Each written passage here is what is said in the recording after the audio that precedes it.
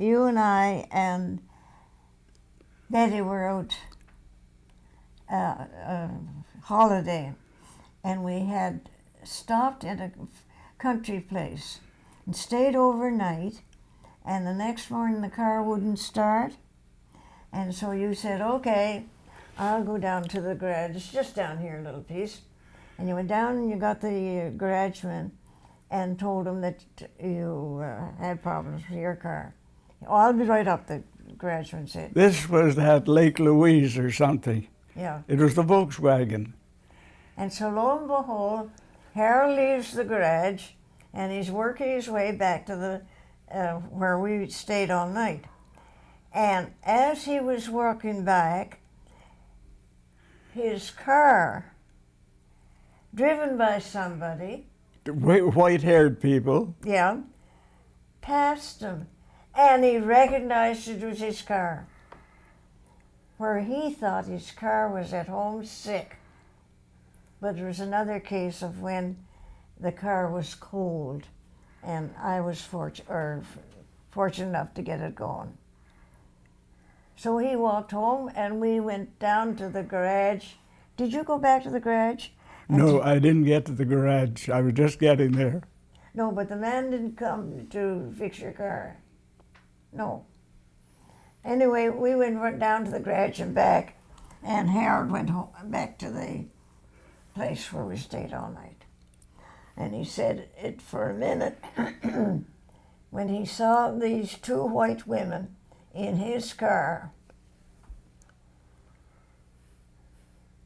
he didn't know what to think. But he was thankful. It was Betty. So, how about World War II? Do you have any stories about World War II? I'm sure. About what? About World War II? World War II, let's see. You were in the war, weren't you? Yeah. No, World War II. We were west. The first flight I had was out at Pat Bay, and it was the day after Christmas, and it was snowing a bit. And a fellow by the name of Tim Hay was going up just to check the weather and so on. So I had a ride with him. And as we went along, he says, okay, you take it from here. I turned that down, right, I turned that down. But that was my first flight. And this was in a Stranraer. We were way up 5,000 feet, imagine that. And, oh yes, then after the war, Betty and I went out they brought around a lot of old planes that had flown through World War II. And Betty and I went out on a hill out here to watch the planes. And we didn't see them. We were up on a hill, and they flew past down below. The old war planes, they weren't up any height at all. And we didn't see any planes. Boy. So you don't really remember what it was like to live during the war, during World War II, what your feelings were about it, about Canada being at war, what part you took in it, both of you? Did you take any part in it, Grandma? What do you remember of the war? Well, out at Pat Bay, it happened regularly, planes going in, and it was just part of their training, it seemed. It wasn't just part of their training, but it was a regular thing. They didn't always get back. They would go in the water somewhere, and that'd be that. And my feelings about the war, oh yes. When the Japs raided Pearl Harbor, right away they sealed everything over in Pat Bay. And I felt pretty scared, thinking, well, we haven't got any defense here. They could come in canoes and take this place. But Nothing happened. How about you, Grandma? Do you could tell a little bit about Hans and about the POWs? The what? Hans. Betty had a prisoner of war. Did you hear about it? Yeah. And he had a big circle on his back. And he was a good worker.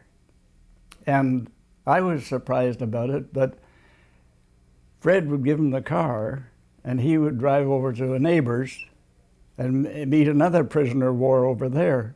And when they were through visiting, back home again. But they admitted they could run all day, and you could look out in the prairies and you could still see them running. So there was no place to try to run away.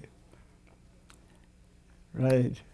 Also tell about changing Hans's Well, attire. you talk about it, Grandma. You talk a little bit about having Hans there and what it was like. The Canadian government accepted the men to help them, and they realized that the men were young men and they were doing nothing, that they would be beside themselves. So they appealed to Canada to give these men work, and Canada did. And Strathmore had a group stop from the train, and the farmers all around went to get a prisoner. And so Fred asked one of the organizers, is there anyone acquainted with machinery? And Hans couldn't call loud enough, I like machinery. And Fred went and got him. So lo and behold,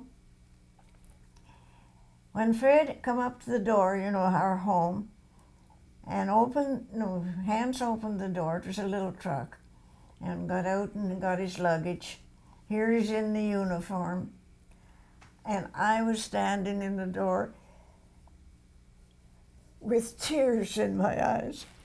That's somebody's boy. And he is in an enemy's home.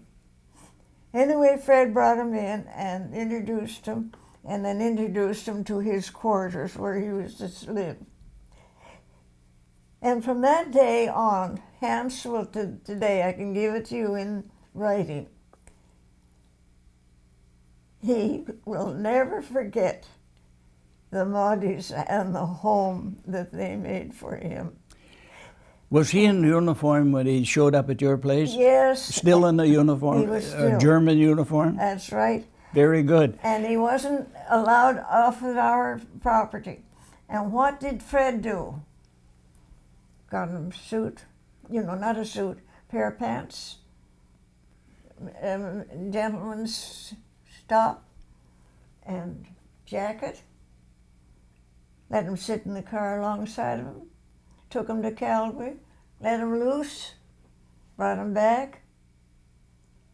One time, Hans and I had to go to Calgary alone because Fred wasn't well. And we drove out our driveway and just up the little hill there, if you remember it, car stopped. Very shortly, I was disappointed because we wanted groceries and we wanted this and that.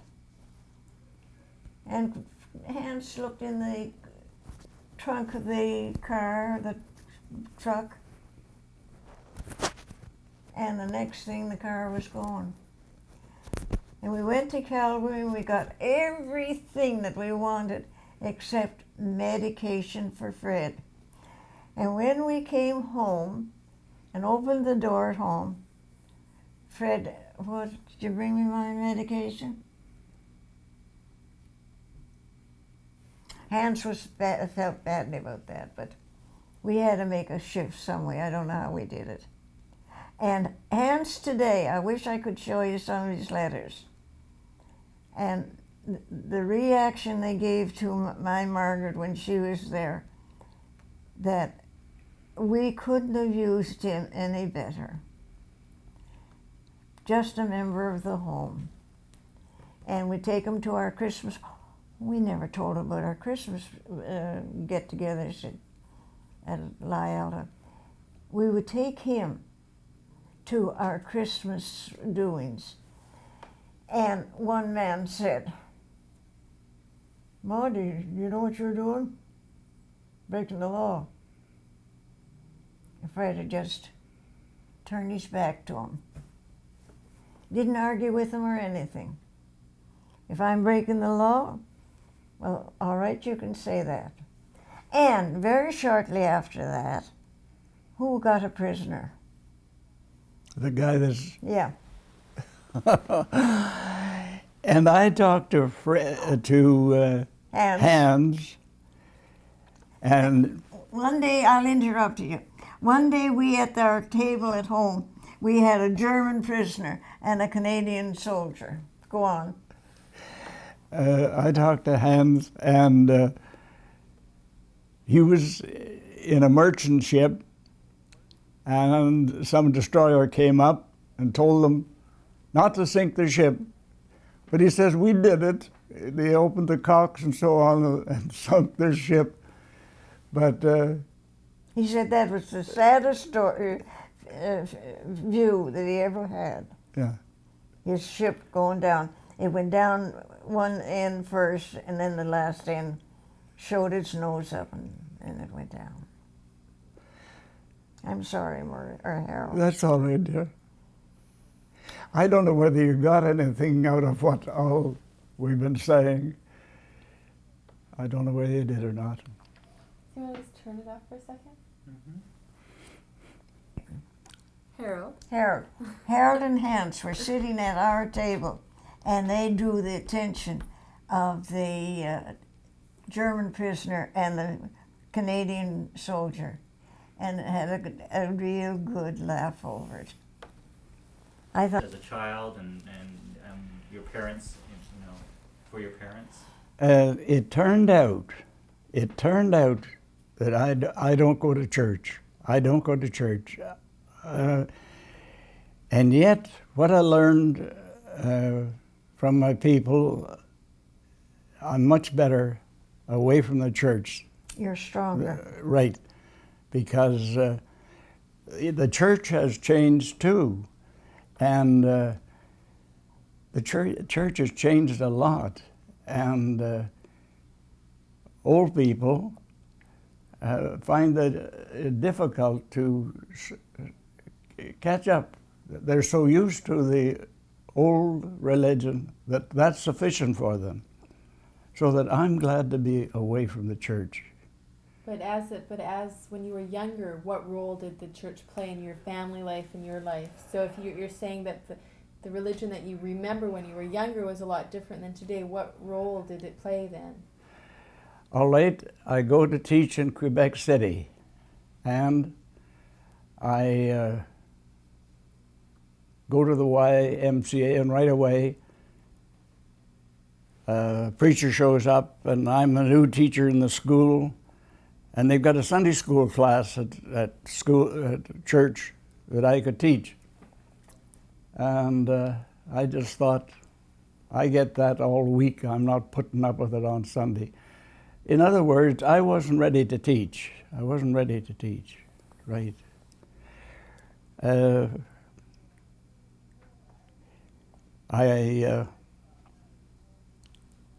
Right. How about you, Grandma? What was the role of the church for you? Well, You played the organ at church, didn't you? Yeah. Well, so did he. He didn't tell that one. You've got to tell about your day of organist. Tell about what, dear? Your day was to be organist at the Cochranville. Anyway, to me, church was my life. And I think I lived a life. I'm boasting now, but there's certain things is presenting itself to me, and not in words, but in action, and also pictures or rewards that I've got. And that was my life. But today, I have no church. And it's hard to remember not getting ready tomorrow morning for church, but due to my condition and the distance I am from churches, and to go into the church is different than out of the church. And I have that foundation that laid mother and father laid for us. And last Sunday, one of the ladies took me to church, and we went in for a coffee break. No cookies, just a coffee break. And the few people that were at the church, Dunbar, they all assembled around the coffee and teacups. So there was 4 of us, and we went to the chairs that was there waiting for us. And I noticed that group there, the congregation, stood there and yak, yak, yak, yak, yak, yak, yak, yak, yak, and they didn't see 4 sitting down and a stranger. So anyway, Beth came to me. She was one of the ladies taken. All right. Beth said, they don't know you. So that's how you feel about church today, that it's not as, in the past it was more of a community thing that you did, and that's where people met. Is that what it was for you? Yeah. Oh, they were always reaching out. Is that what you felt of church? That it was a community place to meet? Or did it even have that? I didn't get that feeling. No, when you were growing up, when you were younger. Right. No. And I don't know, I've always been healthy, and I had too much to do. I had plenty of things to do. And church got just dropped. That's not for me. And Betty goes to church regularly, so it cuts me off there. Cuts me off. But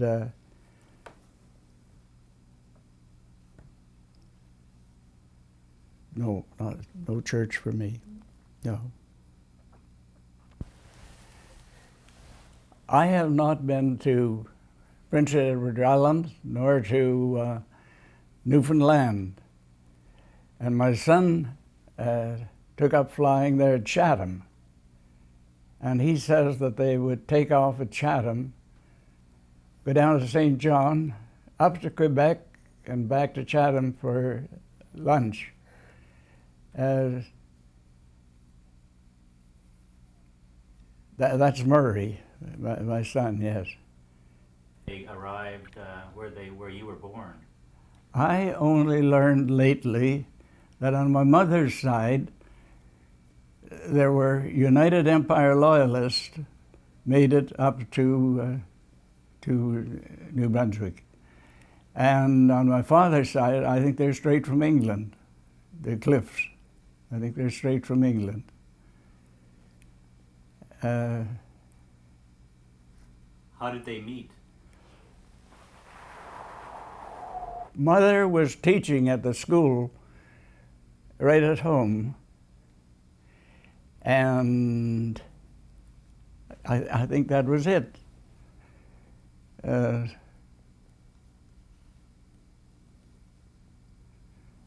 how long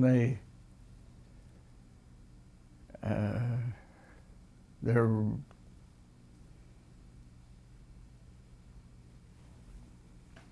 engagement was, I don't know. I don't think it'd be very long with the house there, and it'd be just a matter of making up their mind. Oh yes, and Mother boarded at Uncle Tom's, isn't that right? Right. And So was if Tom... a friend of his sister, Hattie. Beg pardon? Mother was a friend of Aunt Hattie. And that's right. They met each other in high school in Millerton. In normal school? No, Millerton High School. No, they didn't go to normal school together. Millerton High School. Yeah. Mm-hmm. And, right. Oh, that's fine. That's a little. What about our great-grandfather and grandmother? We've been talking about that since we met today. And that grandfather Cliff came from England. What part of England, I don't know. And he had brothers come with him, and the brothers have scattered. That was grandfather Cliff. All right, then on Mama's side, the Paynes and Leslies came from Ireland and also from Scotland. And when I was visiting in Ireland several years ago, Grandmother Payne, which was one of the girls, you know, that was a child of these people that came from Scotland, Grandmother Payne asked me to bring home a souvenir of Scotland. Well, what was I to take? I didn't know. So one day we were walking along the coast, you know, the tourist company. We're walking along the coast in the northern part of Scotland. And lo and behold, I put my hand down in the soft sand and picked it up and took it back to the, you know, where we were parked. And I brought that sand home to Grandmother Payne, and they still have it. That's, I'm from England, Scotland, and Ireland.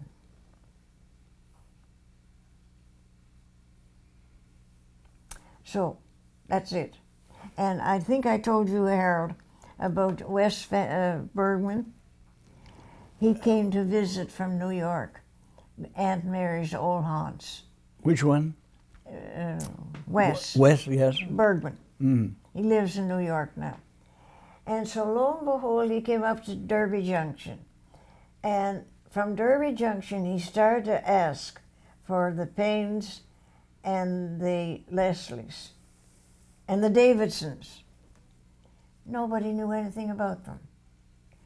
So he wrote to me and said how disappointed he was that he didn't get Aunt Mary's haunts. And I wrote back, all that I know about the Paynes, the Leslies, and some more, are they're either in the churchyard there or they've gone west. Mm-hmm. Was I cruel? That was true. Nobody knew anything about the Cliffs. A young West drove by Ferguson. He didn't see Ellie Cliff and Margaret Cliff there. He didn't look up on the hill. There's where Grandmother Payne was.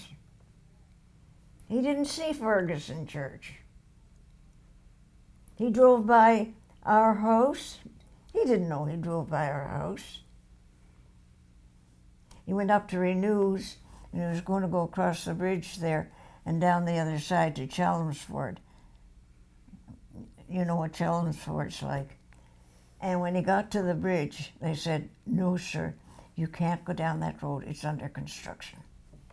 So he had to come back. And when he came back, he passed a lot of familiar places. So in a sentence, can you, both of you, just sum up or express in one sentence your life? Like how you feel about your life in general? That's a big, broad question. Mm-hmm. No. I'm very thankful for our life. I am quite happy with Yeah. the way things have turned out. I've been very fortunate, and I've had a pretty good shake. Margaret tells me. Yes.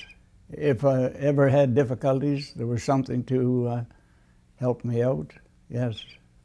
I have no regrets.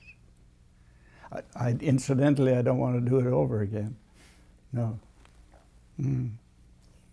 You'd be lost. They say, oh, you know Stan Waters. No, is it Waters? Yeah, Stan Waters has visited back there several times. And he always comes and tells me what it is like to drive through Derby.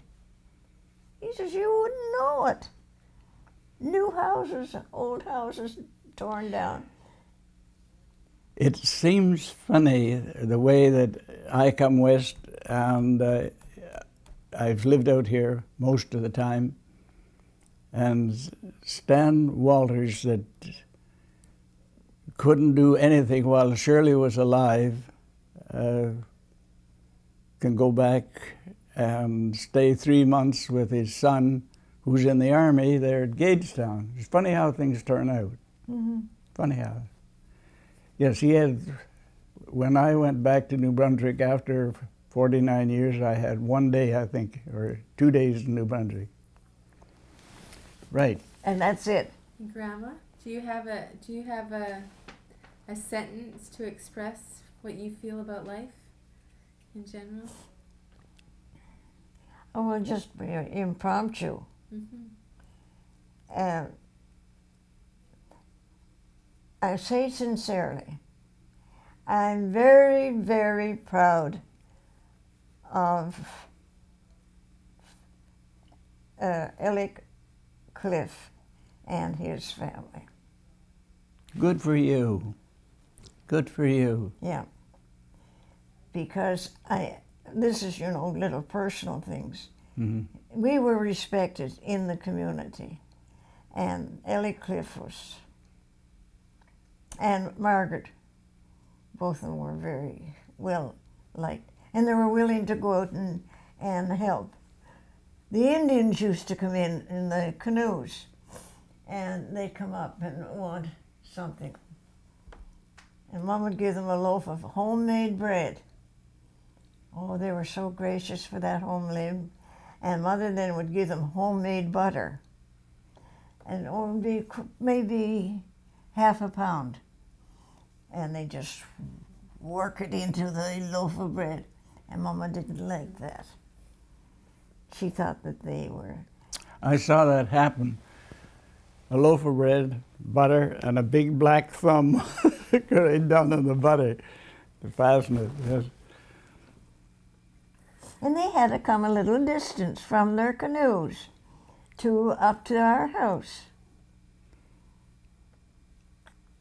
So, okay. Not one more? Don't you have one more? You always have one more. We're going to call this One More. We were going to call this documentary One More because whenever we talk to Grandma, she'll tell us a story, and then right at the end, and she goes, one more, and she'll go on to another story. Where did that happen? Yeah, whenever we're with Grandma and she's telling us her stories, Yes. she'll talk about one, and at the end she'll go, one more. Yes. So we're going to call this One More, just one more.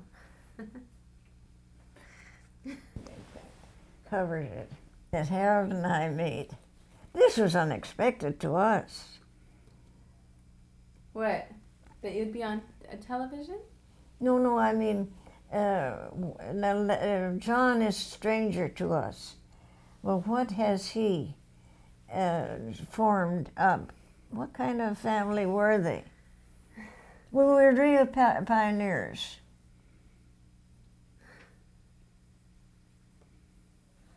That's great. I think that's it.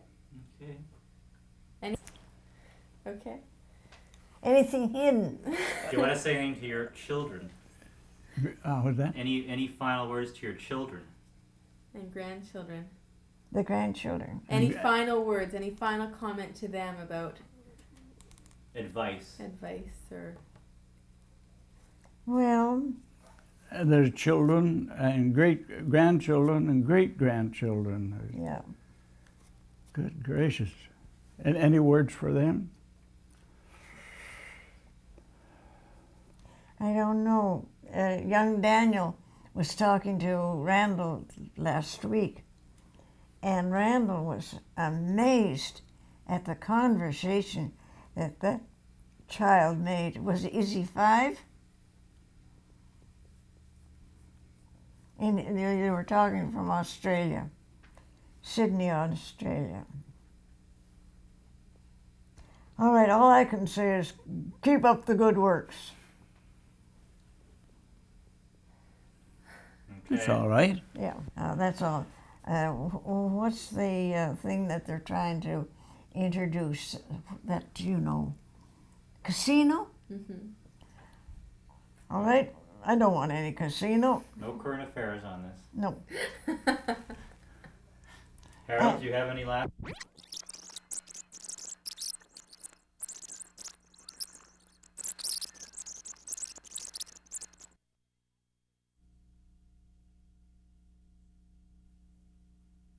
I said, no, thank you. I have mittens. Somebody else hasn't mittens. There was a family that lived in a little house just west of us, about a block, a field. They had hardly enough to eat. That was sad. One of the children was one of my pupils. And I always felt sorry for that family. That's how much it affected us. It didn't affect mother and father. The depression that I mentioned, that it didn't have any effect on me, was in 1920. Yeah. The one that came in 1929, I was teaching then, and I think I was getting $2,000 a year. And the school board sent the teachers word in October that they were cutting their salary by so much a month. And if they didn't like it, to speak up, because they had until the end of November to fire you at Christmas time. And so, of course, everybody agreed to it. But it was we thought we had a contract, and found out it wasn't. It wasn't anything. It didn't mean a thing. So we got our cuts, and that affected us a bit. Yes. I don't know what you got when we were at home, in New Brunswick. I got $500 a year. And so that's one reason why I came west. I got $1,000 a year. I came to Saskatchewan. And then That's it. I got $70 a month or something like that in New Brunswick, and at the end of the term I had enough to buy a bicycle. And then I had a year in Quebec, and $1,400 a year for that. But it's hard for me to realize now people getting many times that for 1 month, and then also 2 checks coming into one home. It sounds like millions to me. And young people retiring at 30 and 40 with more money than people that are, oh well. Mm. So do you have any stories about your first loves? First love? First love?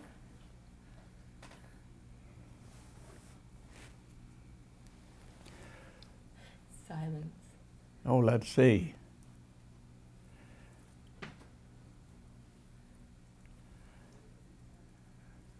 I think I loved everybody.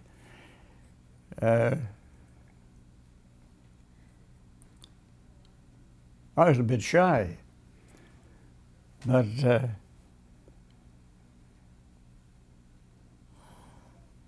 When did you have any love till you went to normal school? Any... oh, I think I loved my teachers.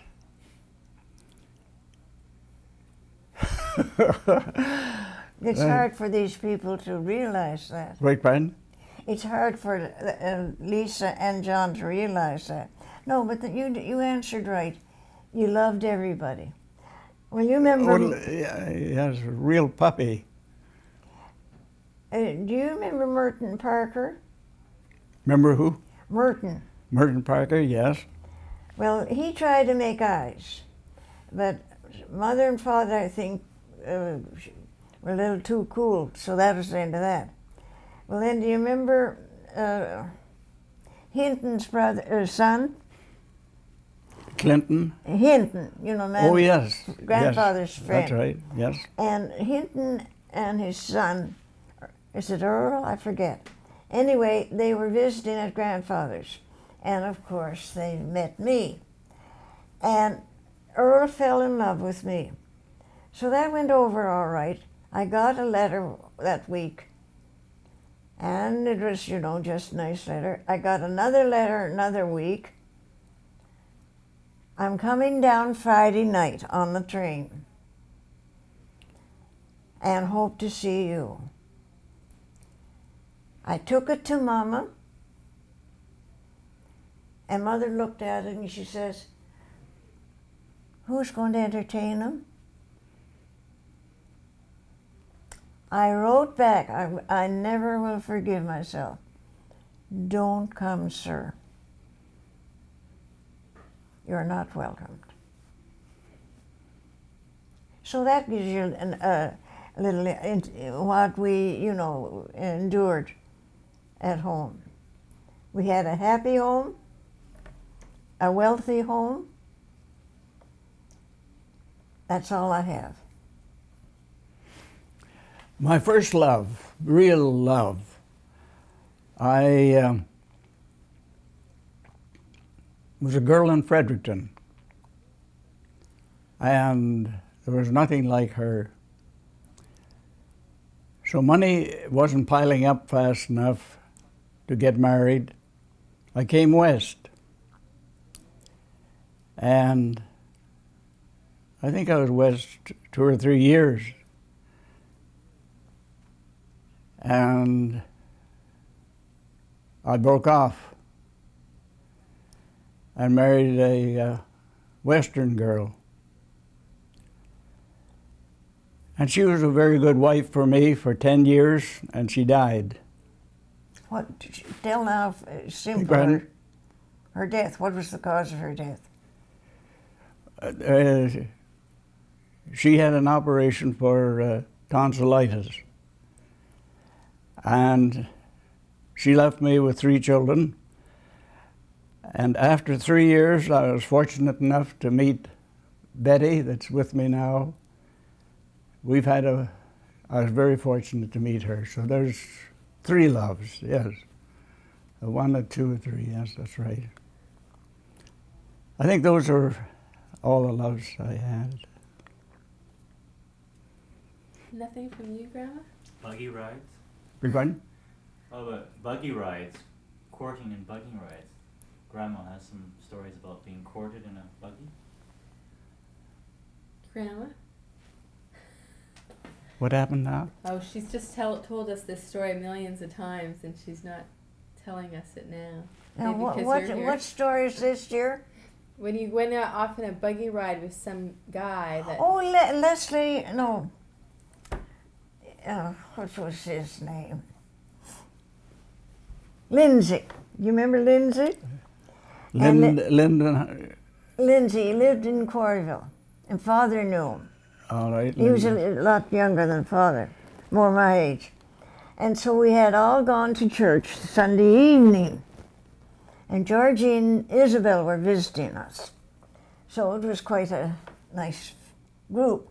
And we had to get our car out of the barn, bring it around, and load it up with Father and Mother, yours truly, Georgie and Isabel.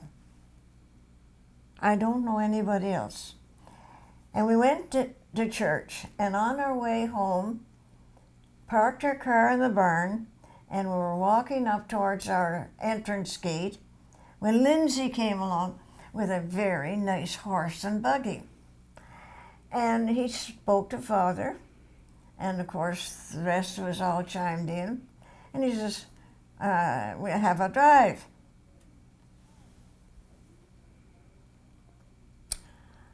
Well, what was I to do? I wanted to go with Lindsay.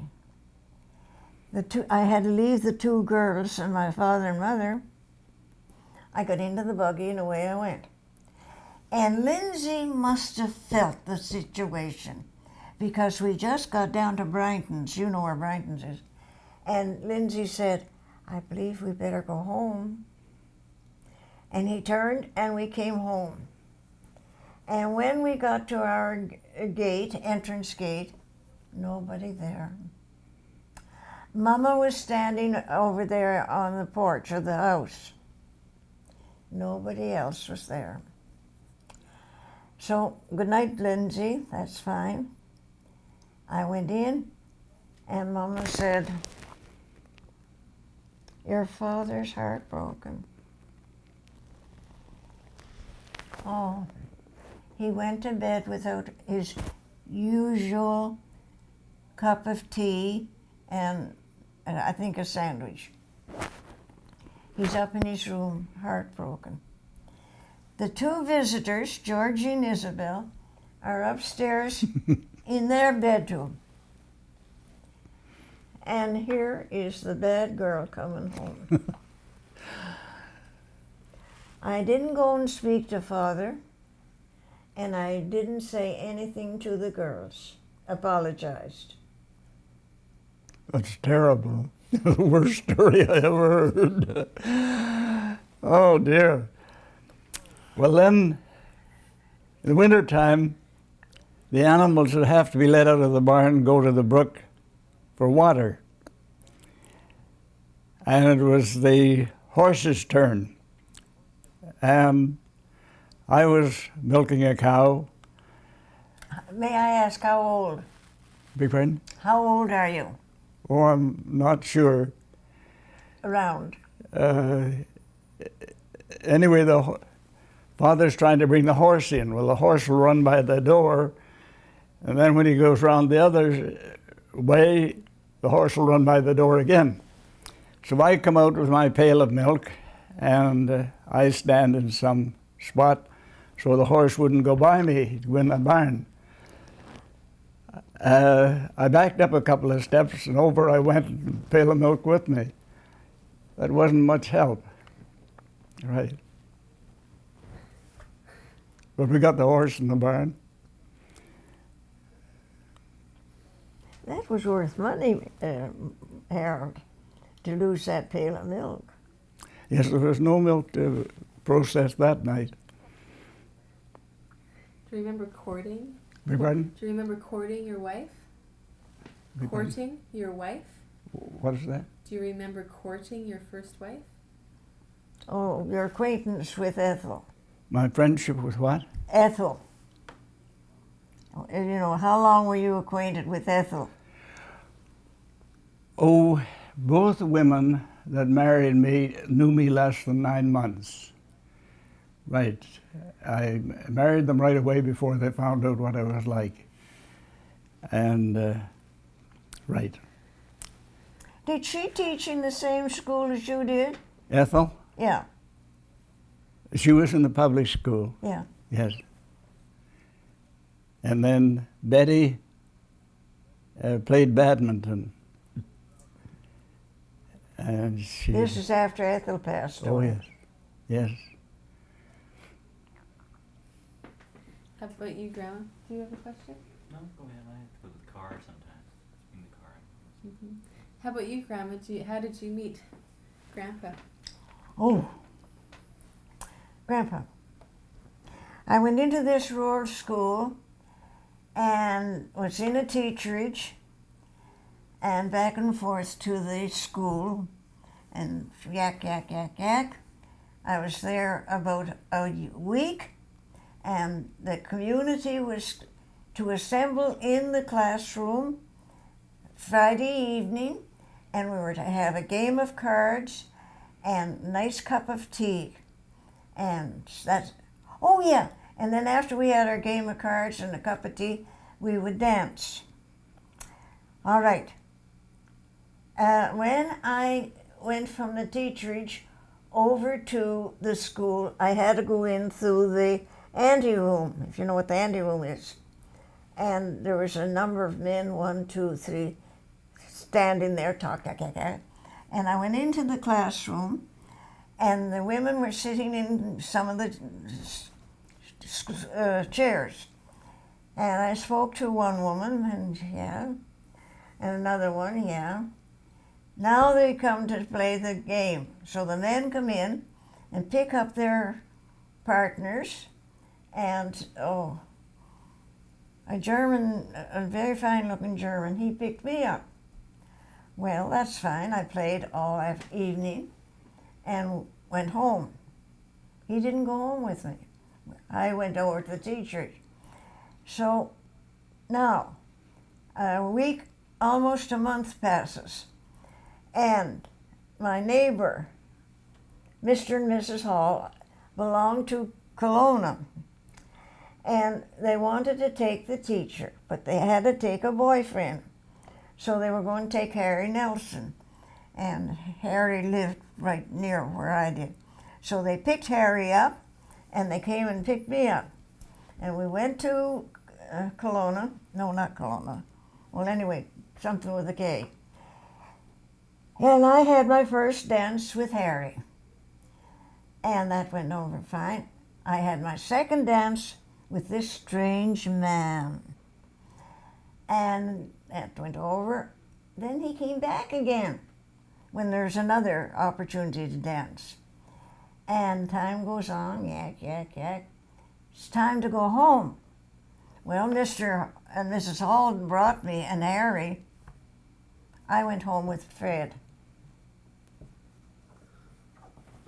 He had his horse and sleigh there. Horse and sleigh. And I never was introduced to Fred. Never. So he came all during the week, spent an evening, then we met again Friday, and now we know each other. So that's that. What did your parents think about him when you decided you were going to get married? Oh, we went together almost a year when he decided that it'd be all right. So, and I don't know, Murray, I don't know if Harold ever met him. And they all spoke well of him, so when Fred asked me, would it be all right for me to change my occupation, I couldn't see why. And it turned out that Fred was a wonderful man. Well, I know it more now than I ever did at once. Mm-hmm. Well, he was always very kind to me. Well, one night I was all scared. Oh, I was scared of Fred.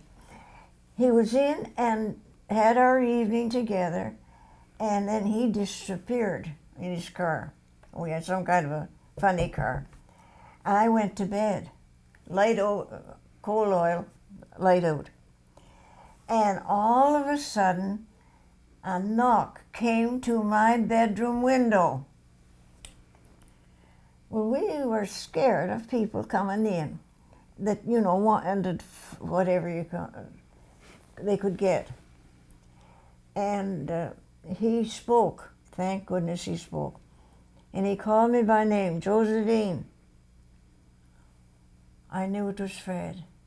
And I said, just a minute, I'll be there.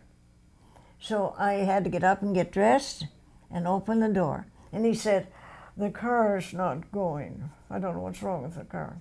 Oh, I said, okay, we'll go out. I'll get a coat on. And out we went. And he was to crank it, and I was to step on the gas. And I said, no, just wait a minute. He had been cranking it all the last 10, 15 minutes. And so lo and behold, I stepped on the, the gas pedal, and I took my foot off and stepped again. And I was feeding gas in. The car started. He didn't have to crank. So he got into I had to drive. he got into the car and he said, let's go for a drive. This is 10 o'clock at night. So off we went, only went a short distance. And we came back and he dropped me off and away home we went. What do you think Who of was that? that, Fred? Yeah, Right. he didn't come in. Mm. Yes, he's getting late now. Oh dear. But he was always very, very good. One night he was going to take me somewhere. This, during our friendship. And there was a German over there. And I could see him going back and forth to his house and to his buildings. But that was all right. I used to say, I played bridge with him the first evening I was there. And so he came over, made brave and came over. I was very gracious. He went home. But he come again the second time. And who came the second time? Fred. And they met, the two men met. And Fred and I had made up we were going somewhere. And Fred looked at, I'll call him Pat. I used to see Mrs. Maudie, not Mrs. Maudie, Miss Cliff, going back and forth to school. I thought I'd come in. Don't do it again. I didn't see him again. Well, I used to see him at the school, but he never came up to the teachers again. A little bit of jealousy. So that's a terrible, terrible story. Are you getting anything from what we're telling you? Oh, a lot. Right. Well, as long as you get that our people were terrific, it sounds drastic, but they were good. They were good. If I turned out as good as they were, I'd be happy. Yes. Yeah. And I hope that it wasn't a depressing life, because it wasn't. We were giggling all the time, or, romping around, as a family would. Well, you see, I was 10, and Murray was just an infant. Well, we didn't have anything to do with Murray. And he was still in child's clothing. I don't know how old he was. He was walking, and in the spring the brook used to come up high, and he went out of our kitchen door and across and was looking at the brook and the water rushing back and forth. And all of a sudden he fell in. And I dashed out and saved the lad. Yes, that's true. She did. And we've laughed together, the three of us, that she should have left him there, but... Yeah, right. Remember for Virginia? Every time Virginia would speak to me afterwards, even in the last years, why didn't you let him go? No. Is there any memories that you have of an aunt or an uncle? Any memories that you have of an aunt or an uncle that was close to you, like Uncle John? Anything like that you have a memory of? You had so many aunts and uncles. Yes. Was there anyone Well, that had a strong impact on your lives? I think I was saying that grandmother, I don't have any idea of her working. She was aged, and she would just sit around, and I was her pet boy, and she'd spoil me. It's true. So when I got to this age, I just want to sit around and rest too. And she had Uncle John and Aunt Clara at home to look after her. And Uncle John, I liked him. He was a terrific worker. And there were times when there'd be some hay that you couldn't get the mowing machine into. He and Father, this is after the day's work, would go into it with a couple of scythes, and it was something to see those two men go through a bunch of grass. Not a bunch of grass, but a bunch of hay. They were more or less racing, and they were terrific workers. Yeah. Why didn't Uncle John get married? He had 5 or 6 sisters. He had 5 or 6 sisters, and I don't think they gave him a chance. If he showed any preference for a woman, why, his sisters, I think, would see to that didn't work. That's my idea of it. It's true. I don't know. He was in, remember they lived in Vancouver for a while, and he met a lady he was going to marry, and he told Aunt Claire and Grandma that he was going to marry so-and-so, and they almost tore Vancouver to pieces. Took him home. That was the end of his wedding. And if I have this story correct, Aunt Clara knew someone by the name of Anderson, and but she had a bunch of garbage or something that she wanted to get rid of. And when she was out with Anderson at one time, she was carrying this garbage, and that upset Anderson, and she just threw the garbage off a bridge or something. It'd be in Vancouver. I don't think Anderson bothered her after that. Now, I hope I didn't dream that. No, that's true. That's all true. The only one I knew that she knew was Everett Allison. I may have his name wrong, but you know, one of the Allison boys. But she never made anything with him.